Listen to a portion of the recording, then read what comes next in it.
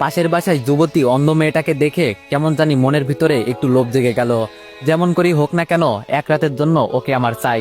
এত সুন্দর মেয়ে আমি কখনোই দেখি নাই। মাত্র 3 দিন হয়েছে ওরা এখানে আসছে। কালকে মেয়েটাকে ছাদে দেখে আমি যেন পাগল হয়ে গেছি ওর জন্য। আপুর কাছে জিজ্ঞেস করতেই বলল মেয়েটা নাকি অন্ধ। এত সুন্দর একটা মেয়ে নাকি অন্ধ, চিন্তা করা যায়। তবে আমার জন্য বেশ ভালোই হয়েছে। মেয়েটার বয়স এত বেশি হবে না, এই তো মনে হয় 15 কি 16। তবে চিন্তার বিষয়, ওকে কিভাবে কাছে পাওয়া যায়। আমার জন্য তো বেশ সুবিধাই হয়েছে। মেয়েটা অন্ধ, কিছুই দেখতে পারে না, আমাকে চিনতেও পারবে না। ভাবছি আজকে রাতে কাজটা সেরে ফেলবো, যা হবার তো হবেই। ইস, মেয়েটাকে দেখলেই যেন মাথায় আগুন জ্বলে যায়। আমারও গার্লফ্রেন্ড আছে, কিন্তু এই অবস্থা আমার কখনো হয় নাই ওকে দেখে। বুঝলাম না এই মেয়ের ভিতরে কি আছে। আজকে রাতে যা করার করব। আমি জানি ও তো আমাকে চিনতে পারবে না। কাজটা আমার জন্য আরো সহজ হয়ে গেল। দেখতে দেখতে রাত হয়ে গেল। ওদের বাসার কাছে একটা আম গাছ আছে, ওইটা দিয়ে আস্তে আস্তে উপরে উঠে গেলাম। কিন্তু চিনবো কি করে মেয়েটার রুম? ওই তো একটা রুমে মিটমিট করে আলো জ্বলছে। লাফ দিয়ে জানালার কাছে চলে গেলাম। জানালা খুলতেই দেখি হাত কেটে রক্ত পড়ছে। তাতে আমার কিছু আসে যায় না, হাতের দিকে না তাকিয়ে ভিতরে চলে গেলাম। মেয়েটা টেবিলের কাছে বসে কি জানি লেখার চেষ্টা করছে। মাথাটা ঘুরে গেল। এটা কি কোনো মেয়ে নাকি স্বর্গের পরী? আজকে আমি ওকে খুব কাছে থেকে পাবো, ভাবতেও যেন অনেকটাই ভালো লাগছে। মানুষ বলে কোনো মেয়ের সাথে জোর করে শারীরিক সম্পর্ক করলে সেটা নাকি ধর্ষণ হয়। তবে আমার কোনো আসে যায় না। মেয়েটাকে আমার পছন্দ হয়েছে। এখন যদি বলি ওকে এক রাতের জন্য আমার সাথে থাকতে, তখন সে কি রাজি হবে? কখনোই না। তাই আমার পথ আমাকেই অবলম্বন করতে হবে। আমার যে খুব ইচ্ছা ওকে কাছে পাওয়ার, সেটা তো কখনোই পূরণ হতো না যদি ওর সাথে জোর করে শারীরিক সম্পর্ক না করি। দরজার কাছে গিয়ে দরজাটা ভালো করে বন্ধ করলাম। ভিতর থেকে যদি গরুর মতো চিৎকার করলেও বাইরে কেউ শুনতে পারবে না। মেয়েটার পিছনে গিয়ে দাঁড়ালাম। ওর শরীর থেকে আলাদা একটা সুঘ্রাণ বেরোচ্ছে, যেটা আমাকে আরো পাগল করে দিচ্ছে। মেয়েটা পিছনে ফিরে বলল, কে কে এখানে? আরে এ তো দেখি সব টের পাই। আমি একটু দূরে সরে গেলাম, দেখি ও কি করে। তবে মেয়েটা বসা থেকে উঠে দরজার কাছে চলে যাচ্ছে। খুব ভালো করেই বুঝতে পারছি ও কি করতে চাইছে। তাড়াতাড়ি মেয়েটার কাছে গিয়ে ওকে কোলে তুলে বিছানার উপর ফেলে দিয়ে আমি ওর উপর শুয়ে পড়লাম। মেয়েটা এবার কান্না সুরে আমাকে বলল, ভাই আমাকে ছেড়ে দেন, আপনার পায়ে পড়ি। আমি বললাম সে পড়িও, এখন আমি যেই কাজে আসছি সেটা করি, চুপচাপ শুয়ে থাক।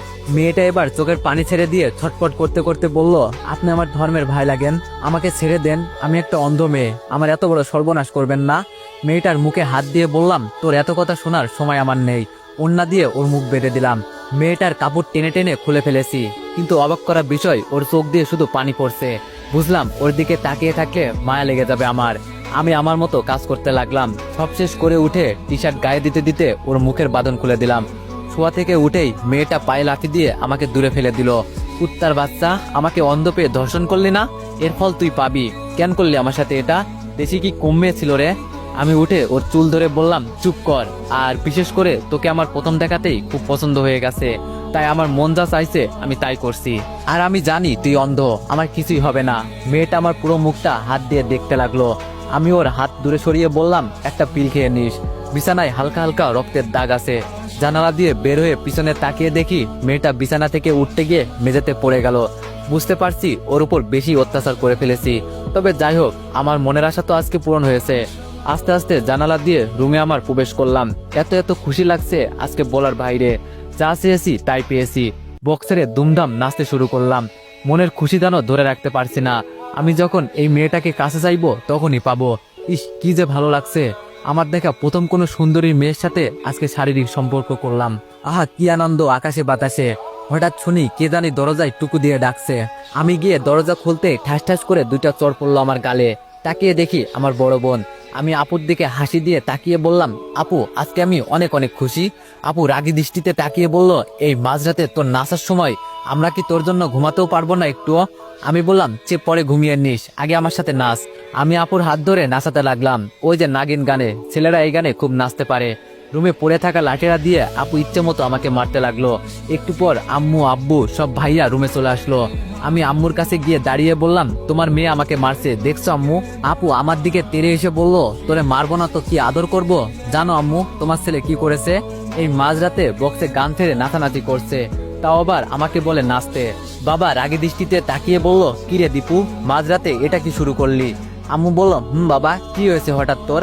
আমি খুশি মনে বললাম, আম্মু আজকে আমি অনেক খুশি, যা চেয়েছি তাই পেয়েছি। ভাইয়া আমার দিকে তাকিয়ে বলল, দেখ দীপু, এই মাঝরাতে আমরা কেউ তোর নাটক দেখতে আসি নাই, যা গিয়ে ঘুমা, এই খুশিতে আত্মরা হলে হবে না, সকালে এই খুশি প্রকাশ করিস। আমি আপুর দিকে তাকিয়ে বললাম, ডাইনি কথাকার, দেখে নিব তোরে। আপু বলল, তবে রে। আমি আম্মুর থেকে সরে গিয়ে বললাম, আয় দেখি সাহস থাকলে। বাবা ধমক দিয়ে বলল, এই তোরা যার যার রুমে যা, আর দীপু চুপচাপ ঘুমা গিয়ে। আমি মাথা নিচু করে বললাম, সবাই চলে গেলে শুধু আপু দাঁড়িয়ে আছে। আমি বললাম, আপু চল না একটু ড্যান্স করি। আপু চোখ লাল করে চলে গেল। যাক বাবা, কি এমন করে ফেলেছি আমি। দরজা লাগিয়ে বিছানায় শুয়ে আছি, তবে বারবার মেয়েটার মায়াবী দৃষ্টি আমার সামনে ভেসে উঠছে। আপনি আমার ধর্মের ভাই লাগেন, এই কথাটা সবসময় কানের কাছে বাজছে। আমি কি কোনো ভুল করেছি? আরে না না, আমি আবার কি ভুল করব? ও তো অন্ধ একটা মেয়ে, আমার আবার কি করবে? যখন মন চাইবে ওকে ব্যবহার করব। কিন্তু আমি তো এতটা খারাপ ছিলাম না। ওকে দেখার পর কেমন যেন ভিতরে হিংস্র কুশুটা জেগে উঠেছে। সত্যি ওর মতো মেয়েই হয় না। আমারও তো গার্লফ্রেন্ড আছে, তবে ওকে দেখে এতটা কাছে টানে না। ওর সাথে কখনো এসব করি নাই, আজকে প্রথম এই মেয়ের সাথে। ওকে কালকে দেখার পর থেকে ভিতরে কেমন কেমন জানি চলছিল। মন চাইছে যেন মেয়েটার ভিতরে ঢুকে যাই। ইস কি সুন্দর মেয়ে, মাথায় এখনো আগুন জ্বলছে। হঠাৎ বাইরে কিসের জানি শব্দ হলো। দরজা খুলতেই পাশের বাসার চিৎকার চেঁচামেচির আওয়াজ শুনতে পারলাম। হয়তো জেনে গেছে যে ওর মেয়ের সাথে কেউ শারীরিক সম্পর্ক করেছে। তবে আমার কি, আমার কাজ আমি সেরে ফেলেছি। হঠাৎ পিছন থেকে আপু বলল, কি হয়েছে রে দীপু? এইসব কান্না চিৎকার চেঁচামেচির আওয়াজ কোথা থেকে আসছে? তো এভরিওয়ান, গল্পটি যদি ভালো লেগে থাকে তাহলে সবাই একটু বেশি বেশি কপি লিঙ্ক করে দিও, আর সবাই নেক্সট পার্টের জন্য একটু কমেন্ট করে দিও। ধন্যবাদ।